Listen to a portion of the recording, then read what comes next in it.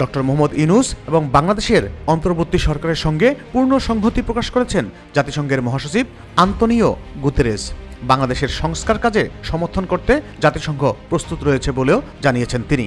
বৃহস্পতিবার নিউ ইয়র্কের স্থানীয় সময় দুপুর 2টায় জাতিসংঘের সাধারণ অধিবেশনের ফাঁকে এই বৈঠক অনুষ্ঠিত হয়। বৈঠকে ডক্টর মোহাম্মদ ইউনূস অন্তর্বর্তী সরকারের প্রধান উপদেষ্টা হিসেবে দায়িত্ব গ্রহণ করায় তাকে অভিনন্দন জানিয়ে তার সরকারের প্রতি সমর্থন জানান জাতিসংঘের মহাসচিব।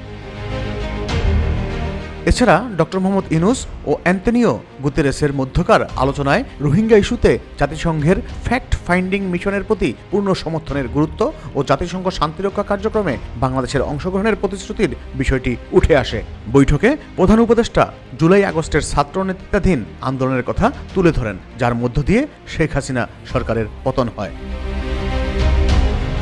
ডক্টর ইউনূস বলেন, আমি এখানে এসেছি কারণ তরুণরা নতুন বাংলাদেশের জন্য তাদের জীবন দিয়েছে।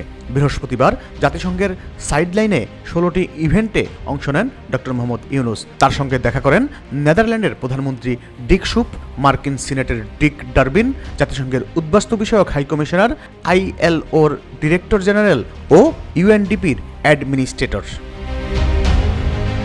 জাতিসংঘ সাধারণ পরিষদের ৭৯তম অধিবেশনে যোগ দিতে বর্তমানে নিউ ইয়র্কে অবস্থান করছেন বাংলাদেশের প্রধান উপদেষ্টা ডক্টর মোহাম্মদ ইউনূস। শুক্রবার স্থানীয় সময় সকাল 10টায় তিনি ওই অধিবেশনে ভাষণ দেন।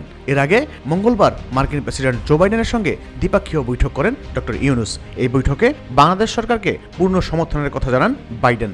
এছাড়া কানাডার প্রধানমন্ত্রী জাস্টিন ট্রুডো সহ বেশ কয়েকজন সরকার প্রধান ও বিভিন্ন সংস্থার প্রধানের সঙ্গে বৈঠক করেছেন বাংলাদেশের প্রধান উপদেষ্টা ডক্টর মোহাম্মদ ইউনূস।